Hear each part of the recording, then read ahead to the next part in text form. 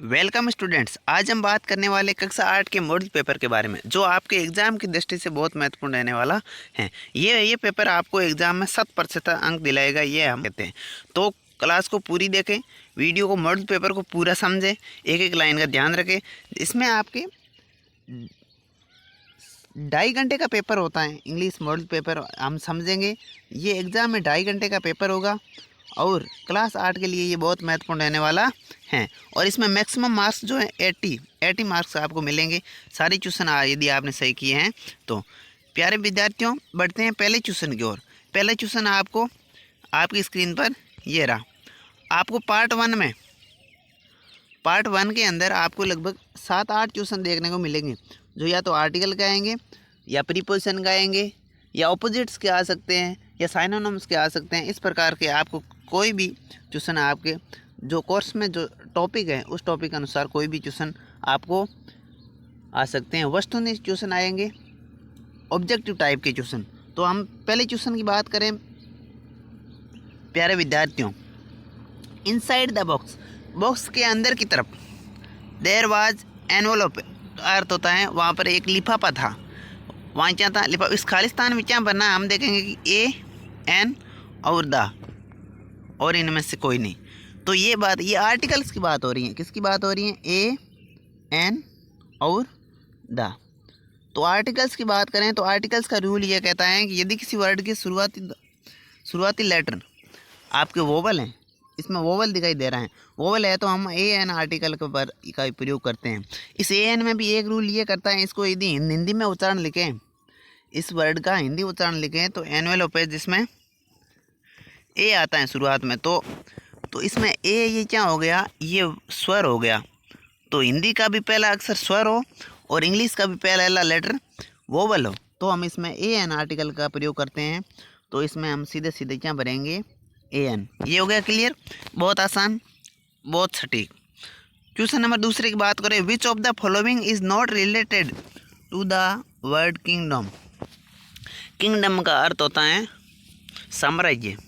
अब इस लेटर ये 3-4 वर्ड आपको ऑब्जेक्टिव टाइप के दिए गए हैं, इसमें से कौन सा वर्ड जो है साम्राज्य से संबंधित नहीं है? प्रिंस यानी राजकुमार तो राजा के जो पुत्र होता है उसको कहते हैं किंग यानी राजा, जो साम्राज्य के अंतर्गत आता है। और मिनिस्टर यानी जो मंत्री होते हैं वो भी उसके अंतर्गत आते हैं। क्रॉप नहीं आएगा। तो इसमें आपके दूसरे का चौथा सही हो जाएगा, ठीक, और पहले का एन सही हो गया। ठीक, इस प्रकार के आपको पूरा मॉडल पेपर देके आपको व्यवस्थित समझ में आएगा किस प्रकार के क्वेश्चन आते हैं, कौन से पार्ट में किस प्रकार के क्वेश्चन आपके बनेंगे।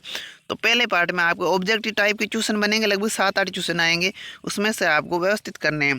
पूरा मॉडल पेपर देखिएगा, अच्छी तरह से समझ में आएंगे, एग्जाम में आप अच्छा करके आएंगे, 100% गारंटी। क्वेश्चन नंबर तीसरे की बात करें। Which of the following underline letter has a different sound.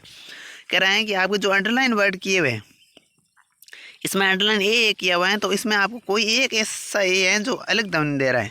तो ये वॉर, WAR वॉर, यानी ए से ओ की ध्वनि दे रहा है। CR से कार, FAR से फार, BR से बार। तो इसमें ए से आ बन रहा है। क्या बन रहा है? ए से आ।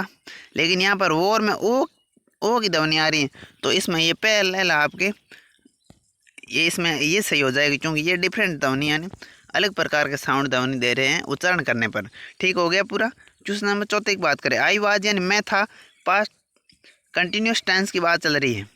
तो पास्ट कंटिन्यूस टेंस की पहचान क्या है कि मैन वर्ब की पहली फॉर्म के साथ ING वर्ब इसमें भरेंगे, ठीक, और वाज वर हेल्पिंग वर्ब का प्रयोग करते हैं। वाज एक वचन के साथ और वर्ब बहुवचन के साथ, ठीक। On the stone paved road, यहाँ कह रहा है कि इसमें तो हम वाज आ गए तो सीधे देखेंगे कि जो ING वाली वर्ब लगेगी और वर्ब पहली फॉर्म के साथ, तो ING वाली वर्ब ये हो गई। तो इसमें आपके चौथे का आपके 20 सही कर देंगे, बाकी वाला ऑप्शन देखने की ज़रूरत नहीं है। बढ़ते हैं 5वें क्वेश्चन की ओर प्यारे बच्चों। 5वां क्वेश्चन आपकी स्क्रीन ये कह रहा है। द पीपल यानी लोग, Khalistan, live next door are good neighbours. ये कह रहे हैं कि अगली जो दरवाजे पर मेरे जो पड़ोसी रहते हैं वो अच्छे पड़ोसी हैं। तो द पीपल यानी लोग, खालिस्तान, लिव यानी रहते हैं, नेक्स्ट यानी अगले, हु यानी जो, व्हाट यानी क्या, वेर यानी कहाँ, व्हेन यानी कब। तो इसमें जो रहते हैं लोग, इसमें आपके 5 का पहला सही हो गया। हु यानी जो, लिव इन रहते हैं, next door are good neighbours, जो पड़ोसी, जो लोग यानी जो अगले दरवाजे पर रहते हैं वो अच्छे अच्छे पड़ोसी, इस प्रकार की बात कही गई है। इसमें आपके वॉकिंग हो जाएगा, इसमें आपको और ये सारे चूज सही हो जाएंगे। क्वेश्चन नंबर 6 की बात करें तो कह रहे राहुल जंप्ड, राहुल कूदा था खालिस्तान द स्विमिंग पूल। इसमें देखो ये प्रीपोजिशन आया, आपके प्रीपोजिशन ये कह रहे हैं कि इसमें जंप्ड द स्विमिंग पूल। अब स्विमिंग पूल में कूदने के लिए एक माध्यम से दूसरे माध्यम की तरफ जाते हैं और वो गतिमान होता है, तो गतिमान और एक माध्यम से दूसरे माध्यम में जाने के लिए हम इनटू का प्रीपोजिशन का प्रयोग करते हैं। इनटू प्रीपोजिशन आपकी एग्जाम की दृष्टि से बहुत महत्वपूर्ण है। आप अपने कहीं जो ग्रामर किताब है उसमें इनटू को थोड़ा सा व्यवस्थित पढ़ लीजिएगा, आपके अच्छे अंक आएंगे। You Khalistan not speak loudly in the hospital. देखो आपको हॉस्पिटल में ज़ोर से नहीं बोलना है, ये आवश्यक है, मस्ट। इसमें आपका मस्ट भरेंगे, आप क्या भरेंगे, MUST, मस्ट यानी अवश्य, अवश्य और महत्वपूर्ण कार्य जो है ना सूचना देने के लिए उसमें भी आपके मस्ट का प्रयोग किया जाता है। अब पार्ट नंबर 2 की बात करें, पार्ट नंबर 2 में आपके खालिस्तान वगैरह आएंगे और पैसेज वगैरह आपको भी देखने को मिलेंगे। Complete the passage given below using the correct words from the bracket. इसमें ब्रैकेट में से आपको वर्ड देखने और इस व्यवस्थित खालिस्तान में भरने होते हैं। ये कह रहे हैं कि रानी लक्ष्मीबाई वाजन थी एन एक ग्रेट एंड महान फ्रीडम फाइटर यानी स्वतंत्रता सेनानी ऑफ इंडिया, यानी भारत की एक महान स्वतंत्रता सेनानी थी। उसमें से फ्रीडम फाइटर इस पर से वोट होगा। मैरिड यानी शादी आदिशुदा तो नहीं होगी, जहाँ झांसी एक स्थान है वो तो नहीं होगा। ब्रेवली यानी बहादुरी से भी इसमें शूट नहीं करेगा। और नाउन ये भी इसमें नॉन यानी ये भी इसमें शूट नहीं करोगे। तो अगला है सी इज नॉन यानी वो जानती थी एज झांसी की रानी, वो जानी जाती थी, किस नाम जानी जाती, झांसी की रानी। सी वाज मैरिड, वह शादीशुदा थी, टू राजा गंगाधर राव, वो गंगाधर राव की जो धर्मपत्नी के रूप में शादीशुदा थी। इसमें लक्ष्मीबाई फाइट करता लड़ना, फॉर्ट यानी लड़ी थी, वेरियन बहुत ब्रेवली आएगा, ब्रेवलियन बहादुरी से, with British to save Jhansi. तो इसमें बच्चों आपको एग्ज़ाम की दृष्टि से ये मॉडल पेपर आपको बहुत महत्वपूर्ण रहने वाला है। पूरा मॉडल पेपर आप देखोगे तो आपको पूरे अंक मिलने के आपको पूरे चांस रहेंगे 100%। Right the opposite gender of the following word. Opposite gender का अर्थ होता है विपरीत लिंगी।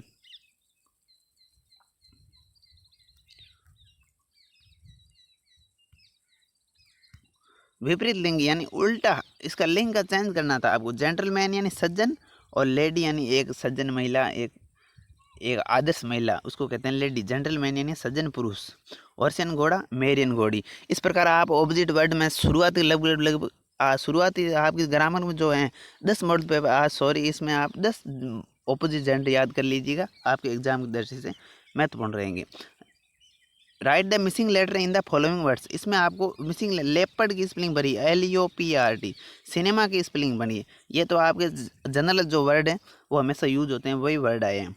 We should wear a helmet while driving vehicle so that का तो था ताकि, we made avoid an accident. तो इसमें आपके खालिस्तान आएंगे आगे यहाँ ध्यान रखना, 2 खालिस्तान दिए होंगे, उसमें से आपको देखकर इसमें पेपर में भरने। सो दैट इन ताकि, वाइल एंड जबकि। We should wear helmet while driving, while तो आ गया था पहले, तो वाइल आ गया, दोबारा वाइल नहीं आएगा यहाँ पर। सो दैट इन ताकि आएगा, वी में अवॉइड एन एक्सीडेंट, हमें हेलमेट पहनना चाहिए था जिसके कारण हम एक्सीडेंट को क्या कर सकते हैं, कम कर सकते हैं, रोक सकते हैं उसका। ठीक है, fill in the blanks. Question number 15 के बाद with the help of words given in bracket. आपको सेम ये लाइन कह रहे हैं कि आपको यहाँ पर ब्रैकेट में जो वर्ड देंगे और नीचे आपको जो लाइनें दी हुई उसमें फिल इन करना है। देखते हैं अगले किस प्रकार के प्रश्नों को हम सोल्व कर पाते हैं। पार्ट 2 को कंप्लीट करते हैं, फिर पार्ट तीसरा देखेंगे। One should walk on Khalistan side of the road. हमें रोड के किस साइड चलना चाहिए, तो लेफ्ट यानी बाईं तरफ चलना चाहिए सड़क। इसमें ये कह रहा है कि थोड़ा बहुत आपको इंग्लिश की जानकारी है तो आप क्वेश्चन को व्यवस्थित तरीके से कर सकते हैं। यदि आपको कम जानकारी है तो भी आप वन शुड यानी हमें चाहिए, वॉक यानी चलना, ऑन यानी पर, द लेफ्ट साइड ये साइड आ जाए of the road, side road आ जाए तो रोड की साइड तो रोड की साइड मतलब कन्फ्यूजन नहीं होना है, रोड की साइड यानी किस तरफ चलना है, तो इस खालिस्तान देखना है, लेफ्ट राइट ड्रिंक स्टॉप, तो इसमें से आपको शूट करना चाहिए लेफ्ट यानी दायाँ सॉरी बायाँ हाथ, तो इसमें ये हो सकता है। इस प्रकार थोड़ा बहुत स्मार्ट तरीके से भी आप ट्यूशन को सॉल्व कर सकते हैं। वन शुड नॉट ड्रिंक, एक जो नहीं note Khalistan wild driving, note या नहीं स्टॉपियन रोकता है, वाइल्ड ड्राइविंग जब चलाता है नहीं, ड्रिंक एंड पीता है हाँ नहीं पीना चाहिए, वायलेंस जबकि ड्राइविंग एंड ड्राइविंग आप जब ड्राइविंग कर रहे हो तो आपको शराब वगैरह की वो इसमें प्रतिबंधा की बात कर रहा है। क्वेश्चन नंबर 16 आपके पार्ट 2 का, arrange the following words in a proper order to make meaningful sentence. इसमें क्वेश्चन ये कह रहे हैं कि आपको जो वर्ड हैं इसको इंग्लिश ग्रामर के अनुसार सही प्रॉपर स्थान पर रखकर आपको उसको वाक्य को पूरा व्यवस्थित करना है। आपको अलग अलग मिस ऑर्डर में दिए गए हैं, तो आपको प्रॉपर ऑर्डर में व्यवस्थित करना है। तो इसमें वाज तो हेल्पिंग वर्ब 2 नंबर पर आती है, हेल्पिंग वर्ब शुरू में आती नहीं है। द ओल्ड लेडी, तो इसमें ये है ना आपके सब्जेक्ट आ गया द ओल्ड लेडी, तो हम इसमें ओल्ड लेडी को रख देंगे पहले, ओल्ड लेडी, उसके बाद वर्ब ले देंगे सॉरी हेल्पिंग वर्ब, उसके बाद हेल्पिंग वर्ब आ जाएगी वाज वर्ब, तो इसमें वाज लिखी हुई है।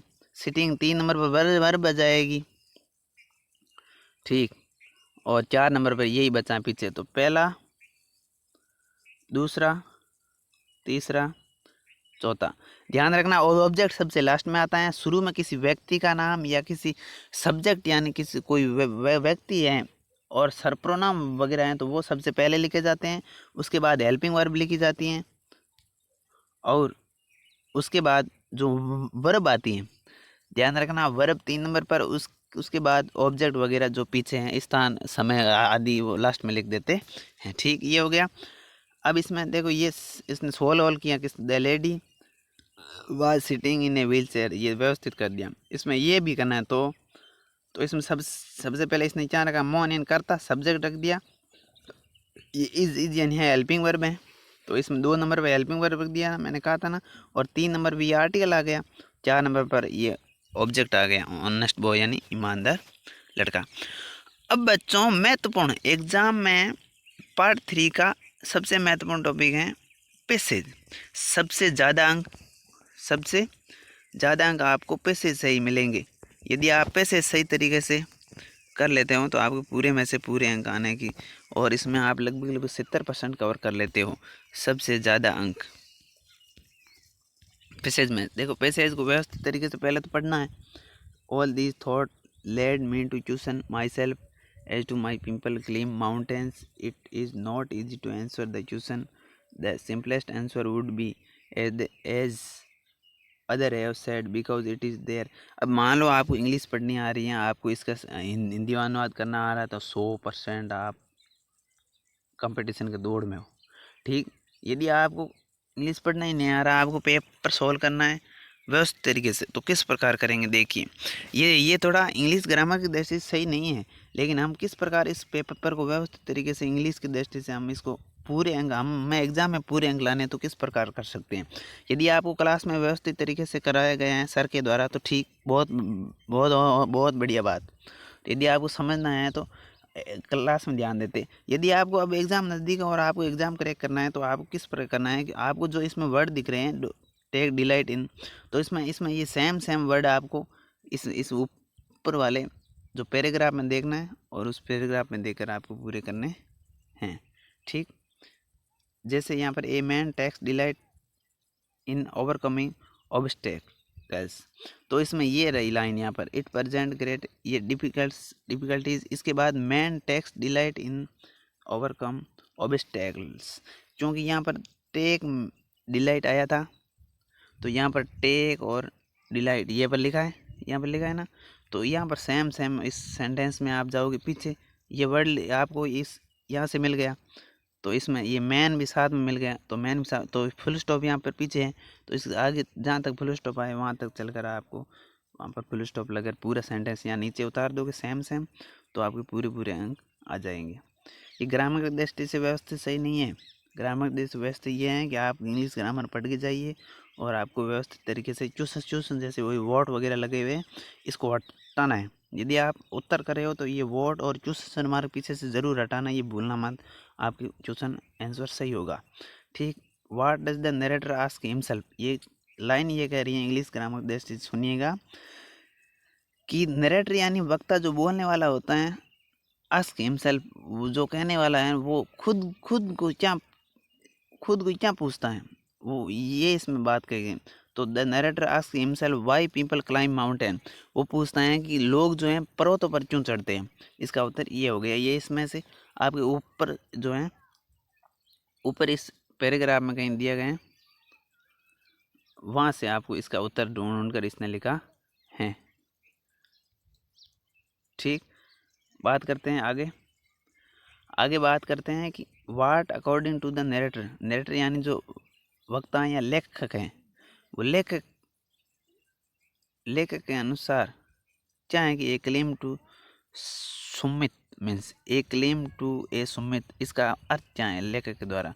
तो इसका अर्थ आपको पैराग्राफ में से ऊपर से देखकर मिलेगा कि a climb to a summit means endurance, persistence and willpower. ये तीन चीज़ें जो हैं इस पैराग्राफ में आपको दी हुई हैं। इसमें से आपको इसका मतलब ऊपर से ढूंढ कर यहाँ पर आपको लिखना होता है।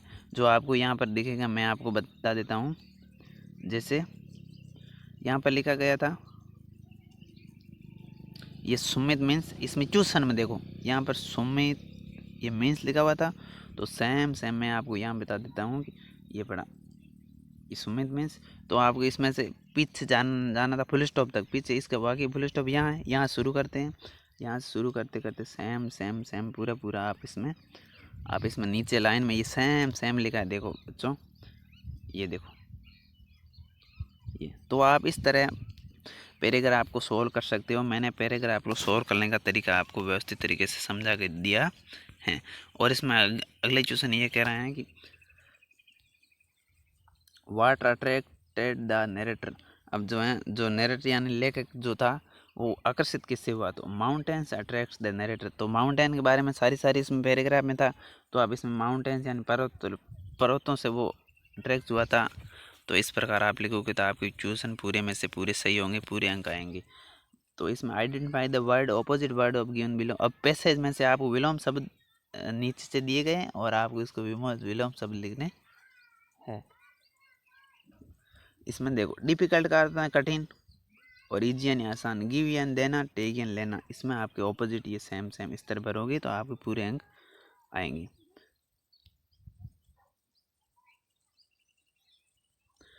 अगले क्वेश्चन की बात करें कि क्वेश्चन नंबर 19 से 20 तक।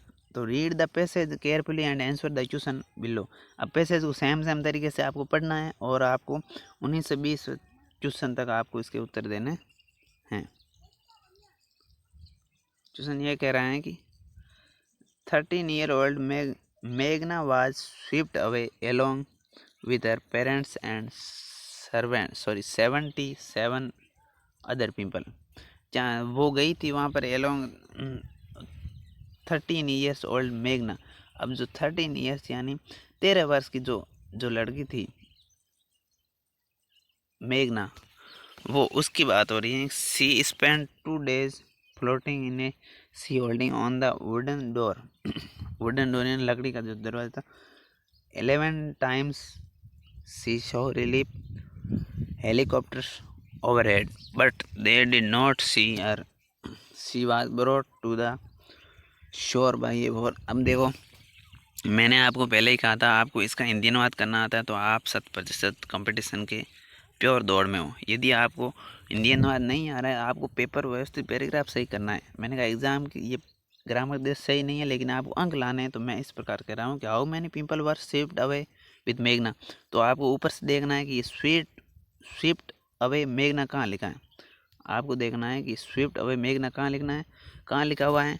हम ढूंढते हैं थोड़ा सा और उसके बाद फुल स्टॉप के बीच में ये जहाँ लिखा है वो पूरा यहाँ उतारेंगे।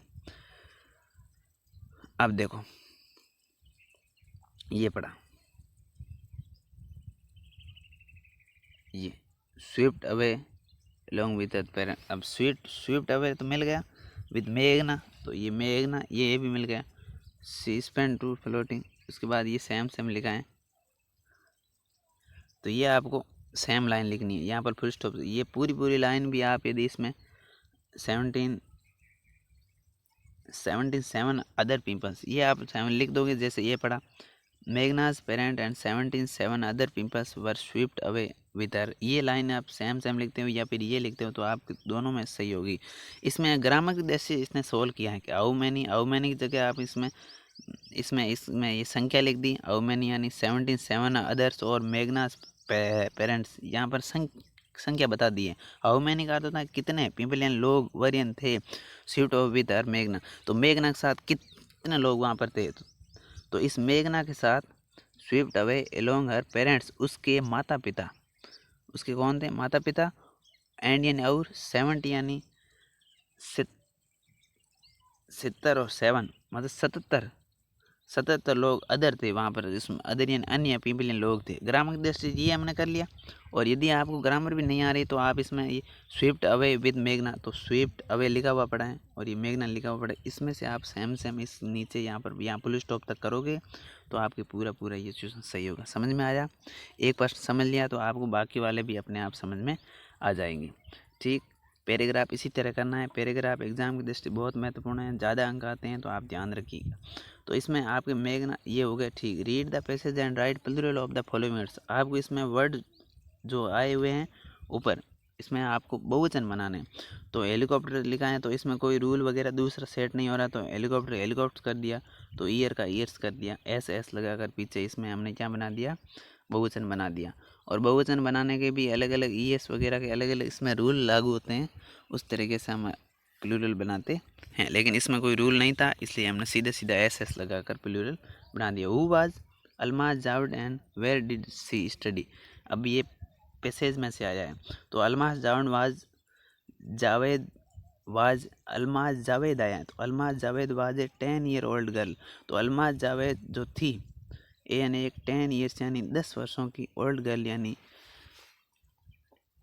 यानी लड़की थी, 10 वर्षों की लड़की। She studied in Carmel convent in Port Blair. तो यहाँ पर एक स्थान है कि वो वहाँ पर स्टडीड यानी पढ़ती थी। तो ये आपको इस पैराग्राफ में से ऊपर से देकर पूरे सही करने थे, जो आपको सेम तरीके से करने थे। पैराग्राफ में मैंने समझा दिया किस तरह। पैराग्राफ में से इंग्लिश आ रही है आपको अनुवाद करना, तो वेरी मोस्ट नहीं आ रही तो मैंने किस तरह करवाना आपको समझा दिया है। ठीक, तो read the passage and right 1 word for the given below. A person है, एक पर्सन यानी एक व्यक्ति, फादर एंड मदर। अब व्यक्ति जो माता और पिता है उनके लिए 7 सब्जियाँ आता है, तो पेरेंट्स यानी माता पिता। ये आप अभी याद कर लें, एग्जाम में आपको किसी माध्यम से ये वर्ड आपको देखने को मिल सकता है। पेरेंट्स का अर्थ होता है माता पिता। ठीक हो गया इसमें। अब क्वेश्चन ये पार्ट नंबर सी की बात करें तो इसमें क्वेश्चन से 21 से 22 नंबर तक यहाँ पर आपको पैसेज आपको पढ़ना है व्यवस्थित तरीके से, और उसका आपको उत्तर नीचे व्यवस्थित भरना है। एक प्रश्न हम कर लेते हैं उसके नीचे वाला, और फिर देखेंगे कि पूरा के पैराग्राफ 2 के पैराग्राफ ने हमने क्वेश्चन कर लिए, उसी प्रकार सेम रूल लगा कर भी इसमें करना है, और कुछ है नहीं। तो इसमें कह रहे हैं कि what do birds do every year. What do birds do every year मतलब पक्षी हर साल क्या करते हैं, वो इसमें बात कर रही है। तो इसमें आपको मैं पैराग्राफ में से ढूंढते हैं थोड़ा सा। ठीक है, पैराग्राफ में से किस तरह। अब बर्ड्स डू कहाँ लिखा है, जहाँ पर बर्ड्स डू लिखा है वो सेम आपके वहाँ से लाइंस उठाकर इसमें सेम आपको भर देनी है। तो birds travel from north region of Asia. तो एशिया के नॉर्थ साइड से वो पक्षी क्या करते हैं, उड़ते हुए आते हैं और यात्रा करते हैं। और यूरोप एंड अमेरिका, यूरोप में भी और America to the southern warmer land every year during autumn and early winters. Early winters यानी अर्ली यानी जल्दी, विंटर यानी मौसम में से सर्दी के मौसम में उसकी बात करी। तो what is the greatest mystery of the bird's life. तो पक्षियों की लाइफ की सबसे महत्वपूर्ण वो है ना, वो सबसे महत्वपूर्ण क्या थे। तो one of the greatest mysteries of birds life is travelling. So पक्षियों के मन में क्या होता है कि वो यात्रा करना चाहते हैं, वो अब अपने मन में यही रहते हैं कि वो एक पाठ है कि हम पक्षी उन्मुक्त गगन के पिंजर बंद न रह पाएंगे, कनक तिलियों से टकराकर पुलकित पर पंख। इस प्रकार से कुछ कविता भी है। उसमें पक्षी ये कहना चाहते हैं कि पक्षी उन्मुक्त रहना चाहते हैं, वो एकदम से मुक्त रहना चाहते हैं, किसी के बंधन में नहीं आना चाहते हैं। उसकी बात पक्षी करते हैं। तो पक्षियों के बारे में आए तो यही बनना है कि वो यात्रा करना चाहते हैं। ठीक, इसमें पैराग्राफ है सारा आपके, तो पैराग्राफ आप सोल्व आसानी से कर लोगे। पैराग्राफ के सॉल्व मैंने करने का तरीका आपको व्यवस्थित बता दिया है। क्वेश्चन नंबर 23 में आपको अरेंज करना व्यवस्थित तरीके से वाक्यों को। Rearrange the following sentence in the correct sequence. आपको तो जो वाक्य हैं उसको व्यवस्थित तरीके से करना है उस पैराग्राफ के अनुसार, तो वो आपको इसमें करना है। तो दांडी मार्च स्टार्ट ऑन मार्च 1930, 12 मार्च। तो ये 12 मार्च 1930 को सबसे पहले क्या हुआ था, दांडी मार्च हुआ था। यदि आप इसमें आपके पास थोड़ा नॉलेज है तो आपको देखो ये दिनांक के तौर पर अभी आप सेट 1930, उसके बाद 42 आया, 1947 आया, उसके बाद 1950 आया। यदि आप इस तरह भी इस दिनांक को देकर भी आप इसको सूटेबल कर देते हो, अरेंज कर देते हो, तो भी आपके ये सही होगा। क्योंकि इसमें देखो ये दिनांक 1930, तो इसके बाद 42 आता है, उसके बाद 47 आता है, उसके बाद 1950। ये घटना चक्र की बात करके ये घटना चक्र है। सबसे पहले 1930 में 42, इस प्रकार जो दिनांक पहले हैं वो पहले भर देनी। उसके बाद जो अब वो जो वर्ष बड़ा है 1950 के आसपास जो ज़्यादा लंबे समय वो बाद में आया, तो बाद में इसमें देखो 1942 के बाद 1950 आ गया, तो आप सबसे पहले 1930 वाला लाना, उसके बाद 42, उसके बाद 47, उसके बाद ये 50। इस तरह Jawaharlal Nehru become the first prime minister of India, तो ये 1950 के आसपास, उससे पहले वहाँ पर बने थे। Quit India movement start, quit यानी छोड़ो, इंडिया यानी भारत। ये थोड़ा समझ लेते हैं व्यवस्थित तरीके से कि दांडी मार्च स्टार्टेड ऑन 12 मार्च 1930 को दांडी मार्च हुआ था महात्मा गांधी के द्वारा। ठीक, क्विट इंडिया यानी छोड़ो, क्विट यानी छोड़ना, इंडिया यानी भारत, मूवमेंट यानी आंदोलन, स्टार्टेड इन 119। तो इसमें आपके कालक्रम के अनुसार आपको सबसे पहले सन कौन सी, दिनांक पहले कौन सी, उसके बाद कौन सी, उसके बाद कौन सी, कालक्रम के अनुसार वाक्यों को सही करना था। तो इस प्रकार आपको करना है यदि एग्ज़ाम में इस टाइप का है। तो अब आप समझ गए होंगे कि एग्ज़ाम में किस तरह के क्वेश्चन आते हैं। सबसे पहले वस्तुनिष्ठ आएंगे, उसके बाद यदि आपको टेंस के बारे में थोड़ी सी जाननी, प्रेजेंट सिंपल की जानकारी एकत्रित कर लीजिएगा। थोड़े बाद पास्ट में सिंपल और कंटिन्यूस की याद कर लीजिएगा। प्रेजेंट कंटिन्यूस की याद कर लीजिए। ये थोड़ी वर्ब है उसकी याद कर लीजिए। वर्ब याद करके उसमें हेल्पिंग वर्ब कौन कौन सी, किस टेंस में कौन सी हेल्पिंग वर्ब का प्रयोग होता है, वगैरह वगैरह थोड़े बहुत आप याद कर लोगे तो आप एग्ज़ाम में बहुत अच्छे अंक ला सकते हैं। ठीक है, उसके बाद अगला देखते हैं।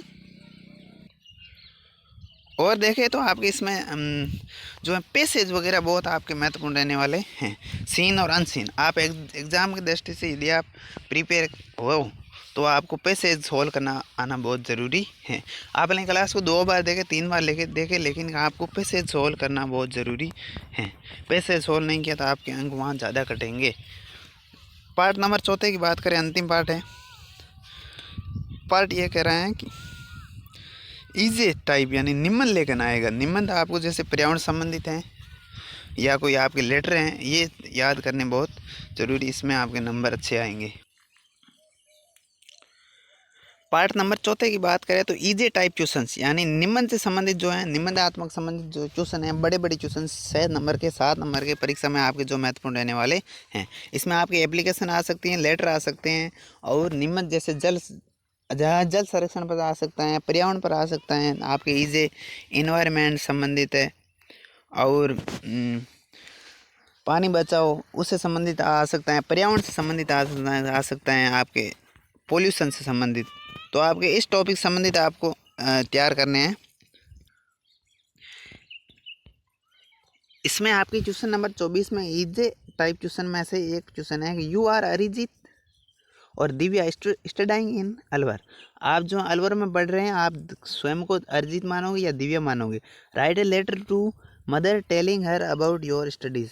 आपको अपनी माता को पत्र लिखना है और अपनी पढ़ाई के बारे में आपको उनके बारे में संबंधित कुछ कहना। तो लेटर राइट लिखते समय हम हमेशा हमें सबसे पहले आप जहाँ पढ़ रहे हो या आप जहाँ आपका जहाँ स्थान है, सबसे पहले हम एड्रेस लिखते हैं। सबसे पहले क्या लिखते हैं, ध्यान रखना, लेटर लिखते समय एग्ज़ाम में पक्का लेटर आएगा या एप्लीकेशन आएगी एक। तो सबसे पहले एड्रेस लिखते हैं, उसके बाद दिनांक लगाएंगे, उसके बाद 2 नंबर पर क्या लिखेंगे बच्चों, डेट लगाएंगे।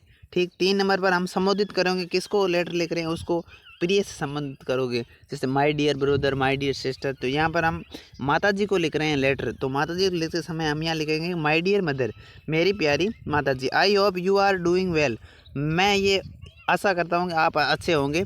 माई स्टडीज आर गोइंग स्मूथली, मेरी जो पढ़ाई है वो धीरे धीरे चल रही है, अच्छे से चल रही है। आगे क्या कह रहा है, I pay attention in class and complete my homework regularly, मैंने मेरी क्लास के जो है जो पेमेंट था वो फीस थी वो कर दिया, और मैं मेरे क्लास जो है रेगुलर हमेशा की तरह वहाँ पर ज्वाइन कर रहा हूँ, हमेशा विद्यालय जा रहा हूँ। The school has good facilities including a library science labs and a computer lab to improve I realise daily practice sample papers and focus on weak subjects. अब मैं जो है मेरे कमज़ोर विषय पर जो है अध्ययन कर रहा हूँ और उसको मजबूत करने की कोशिश कर रहा हूँ, और इसमें विद्यालय में बहुत सारी फैसिलिटीज़ हैं, कंप्यूटर्स हैं, और मैं जिससे मेरी पढ़ाई को इम्प्रूव कर रहा हूँ। Teachers are very supportive and helpful, मेरे जो अध्यापक हैं वो मेरी सहायता करते हैं और वो मेरी पढ़ाई में भी मदद करते हैं। डोंट वरी अबाउट मी, मेरे बारे में चिंता न करें। I am working hard to make you proud, मैं कठिन परिश्रम कर रहा हूँ जिससे आपको गौरवान्वित महसूस हो। इस तरह से ये इसमें लाइन कह रही है। तो आपको लेटर लिखते समय आपको सिंपल ध्यान, उसके बाद आपको इसमें आभार प्रकट करना है कि आपका आज्ञाकारी सिंसियरली एकदम से आपका जो आदर करने वाला कौन, जो आप जो ट्यूशन में नाम दिया वही आप यहाँ लिखोगे, या अरिजीत लिखोगे या दिव्या, लड़की हो तो दिव्या लिख सकते हो, लड़के हो तो अरिजीत लिख सकते हो। इसी प्रकार देखो दोबारा से देखते हैं कि लेटर में हमें क्या करना है। लेटर में सबसे पहले स्थान का नाम लिखना है, उसके बाद दिनांक लगानी है, उसके बाद माय डियर संबोधित करना है, उसके बाद जो हम जानकारी दे रहे हैं थोड़ी बहुत लेटर में आपको जानकारी देने की, मैं कैसा हूँ, मैं क्या हूँ, मैं किस तरह से कार्य कर रहा हूँ, मैं किस तरह पढ़ रहा हूँ, किसको लेटर लिख रहा हूँ, वो आपको इसमें किस तरह टाइप के लिखना है वो आपको इसमें समझ में आ गया होगा। उसके बाद संबोधित करना है योर सिंसियरली अरिजीत दिव्या, ये हो गया पूरा। इसमें आपको 7-8 नंबर देखने को मिलेंगे जो आपको एग्जाम की दृष्टि से बहुत महत्वपूर्ण रहने वाले हैं। अब देखो एक आ जाता है एप्लीकेशन। इमेजिन यानी कल्पना करो, you are Abhijeet Pranav studying in government upper primary school Jodhpur, your father has been transfer to Bikaner, write an application. Application लिखते समय सबसे पहले दिनांक लिखते हैं, उसके बाद संबोधित करते हैं किसको लिख रहे हैं पत्र, ये एप्लीकेशन। उसके बाद गवर्नमेंट अपर स्कूल विद्यालय का नाम लिखना है, स्थान, और उसके बाद हमें विषय लिखना है, subject, request to issue transfer certificate, respected sir लिखो या फिर सर लिखो, ये की बात है यहाँ पर लिखना है। अब देखो ये आपको सब्जेक्ट कहाँ से लिखना है, आपको एप्लीकेशन सबसे पहले दिनांक, उसके बाद स्कूल का नाम, स्कूल कहाँ है वहाँ पर इसलिए लिखना, उसके बाद विषय लिखना है। पहला नंबर पार्ट ये हो गया, 2 नंबर स्कूल वाला हो गया, प्रिंसिपल वाला हो गया, और 3 नंबर वाला विषय हो गया। तो आपको विषय में क्या लिखना है, विषय में सेम यहाँ लिखना ऊपर से, ये यहाँ पर लिखा पड़ा देखो, requesting him to issue you a transfer certificate. अब ये पर्सन तो आपको कह रहे हैं यूए, तो यूए को हटा देंगे यहाँ से और सेम ये लिख देंगे। ये आपके यहाँ पर लगभग 2-3 नंबर आपके यहाँ से कवर हो जाएंगे यदि आप ये सही से लिखते हो, दिनांक, प्रिंसिपल, स्कूल का नाम और विषय और सर, यहाँ तक लिखते हो तो 2 नंबर के आसपास आपको यहाँ मिलने की संभावना बनती है। जमा व्यवस्थित लिखने हैं, और व्यवस्थित किस तरह लिखने हैं, इस दिशा में लिखने, सभी इस दिशा में लिखने हैं, यहाँ कोई नहीं लिखेगा, इतना ज़रूर ध्यान रखना। उसके बाद आपको एक्सप्लेन करना है कि मैं ये यहाँ पर क्या कह रहा हूँ कि I beg to say that state that I am student of class, मतलब मैं आपकी क्लास का आठवीं का विद्यार्थी हूँ, और मेरे ये इश्यू समस्या है। यदि आपको टी संबंधित आता है ट्रांसफर सर्टिफिकेट, तो आपको कहना है कि मैं यहाँ पर अध्ययन नहीं कर सकता कि, और प्रधानाचार्य जी आपसे निवेदन है कि मेरी टीसी प्रदान करें, मेरे पिताजी का तबादला हो गया दूसरी जगह, ये लिखना है, और kindly issue my TC and oblique, ये इस प्रकार का थैंकिंग है। उसके बाद धन्यवाद यहाँ पर लिखोगे, नंबर अलग, इस बाकी नंबर अलग, इसके नंबर अलग, और यहाँ पर उसके बाद योर्स फेथफुली आप, और इसके बाद अभिजीत, यहाँ जो नाम आया है पेपर में वही आप सेम यहाँ पर लिखना। ये आपके इस तरह से आपके 24वें प्रश्न में आपको एप्लीकेशन और लेटर देखने को मिलेंगे। उसके बाद आपको इजी राइटिंग में राइटिंग और शॉर्ट पैराग्राफ, आपको शॉर्ट पैराग्राफ देखने को मिलेगा जिसमें सेफ्टी हो सकता है, इन्वायरमेंट पर हो सकता है, पोल्यूशन पर हो सकता है, ट्रैफिक संबंधित हो सकता है। कौन सा ट्रैफिक से संबंधित आप थोड़ा बहुत तैयार करके एग्ज़ाम में ज़रूर जाना, जिससे कि आपको उसमें हेल्प मिल सके। ट्रैफिक संबंधित हर पेपर में क्वेश्चन आते हैं। सेव ट्री यानी पेड़ बचाओ, पेड़ों को बचाने संबंधित आपको इसमें ब्रैकेट जो है हेल्प लेनी है वर्डों की, और वर्डों से हेल्प लेकर आप आगे को अच्छी तरीके से नीचे बनाना, जिस तरह इसने बनाया। देखो ट्रीज आर, यहाँ लिखा है trees are the best gift of nature of to man. व्यक्ति इंसान के लिए जो पेड़ हैं वो एक प्रकृति का बहुत ही शानदार उपहार हैं, बहुत ही अच्छा उपहार हैं। ठीक, trees give life to man. अब लोगों को पेड़ जो चाहें वो जीवन देता है, जीवन प्रदान करता है। एंड एनिमल्स यानी जानवरों को भी जीवन प्रदान करता। उसी प्रकार आगे कहा है we get many things for forest, we get wood. हाँ, हमें जंगलों से बहुत सारी चीज़ें मिलती हैं, जैसे कि लकड़ी हैं। It is use to make furniture and other things यानी वस्तुएं। इस लकड़ियों से हमें बहुत सारी जो हैं फर्नीचर वगैरह हम बनाते हैं, घरों में यूज़ लेते हैं, और अनेक प्रकार की लकड़ियों का काम यूज़ लेते हैं। It gives us fuel to burn, fuel यानी वो तेल वगैरह इसमें जो है इससे हमें ना जलाने काम आती, जो गैस जलाने काम आती, घर में जो है आग जलाने के लिए लकड़ी काम आती। We get fruits and medicine also. पेड़ों से हमें बहुत सारी औषधियाँ मिलती हैं, दवाइयाँ मिलती हैं, और इसके बारे में कहा गया है। आगे कह रहा है कि मैनी काइंड्स यानी अनेक प्रकार के ऑफ एनिमल्स यानी जानवर एंड बर्ड्स यानी पक्षियों लिव यानी रहते हैं इन फॉरेस्ट यानी जंगल में। अनेक प्रकार के जानवर वगैरह वो भी रहते हैं, पक्षियों वगैरह। अब फॉरेस्ट यानी जंगलों में गिव यानी गिव फूड फॉर एनिमल्स यानी जानवरों को भोजन प्रदान करते हैं। और forest attracts clouds which causes rain. अब जो है जो जंगल जो है वो बारिश के लिए उसको आकर्षित करते हैं, बादलों को भी आकर्षित करते हैं, जिससे कि वहाँ पर वर्षा होती है, उसके कारण वर्षा होती है, बादलों का निर्माण करते हैं जंगल। Trees prevent soil erosion also. Trees give out oxygen to us यानी हमें ऑक्सीजन, यानी पेड़ हमें ऑक्सीजन प्रदान करते हैं। दे प्योरिटी एयर, वो हमें पेड़ों जो है जंगलों से हमें शुद्ध हवा मिलती हैं। They help us to solve our problems to air pollution, जो हमारे यहाँ जो हवा जो वायु प्रदूषण है उसको समाधान के लिए ये प्रयोग होता है। पेड़ हमारे लिए बहुत सहायक हैं वायु प्रदूषण को बचाने के लिए। इस प्रकार के जो है इसमें आपको पैराग्राफ लिखना है। जो भी पैराग्राफ आए थोड़ी बहुत इंग्लिश ग्रामर को व्यवस्थित तरीके से लिखकर आप उसको सोल्व कर सकते हो। उसके प्रकार यहाँ पर आ सकती है स्टोरी, आ सकती है कहानी, जैसे राइट स्टोरी। यहाँ आ सकता है कि right story in about 70-80 words in help for give. आपको जो दिए गए इस प्रकार से देगा, और उसमें आपको व्यवस्थित तरीके से थोड़ा बहुत मेंटली तरीके से उपस्थित रहकर आप पेपर करोगे, सोल्व हो जाएगा। उसके बाद ये स्टोरी याद करना, 2 bears and a bear, sorry 2 friends and a bear, दो मित्र और एक भालू। इस तरह ये आप इसमें आप ये एप्लीकेशन का सॉरी ये इसमें पैराग्राफ आप कर सकते हो। स्टोरी इस प्रकार कर सकते हो कि स्टोरी किस प्रकार आएगी, ये आप याद कर सकते हो। और भी आप इंग्लिश ग्रामर में जो शुरू की 2-3 स्टोरी हैं वो याद कर लोगे तो आपको एग्ज़ाम में आप फाइट करोगे बहुत आसानी से, व्यवस्थित तरीके से। आप थोड़ी सी देख लेते हैं स्टोरी भी क्या कहें। Once upon a time there was a 2 friends. एक समय की बात है, वहाँ पर 2 मित्र थे। They were going through a forest, वो वहाँ पर जंगल में गए थे। इस प्रकार ये सारी कहानी जो है इसमें आप ऊपर से वर्डों की सहायता लेकर भी कहीं आ सकता है, तो आप उसको व्यवस्थित तरीके से मीनिंग आप जो है आपको ध्यान ये रखना है कि आपको अच्छे मार्क्स लाने पूरे में से पूरे, तो आपको मीनिंग्स ज़रूर याद करनी है। एक मॉडल पेपर हमने सोल्व कर लिया है। अगला मॉडल पेपर आपको जल्दी हम हमारे यूट्यूब चैनल पर डालेंगे, तो सब्सक्राइब करें, सब्सक्राइब जरूर करें। धन्यवाद, वेलकम।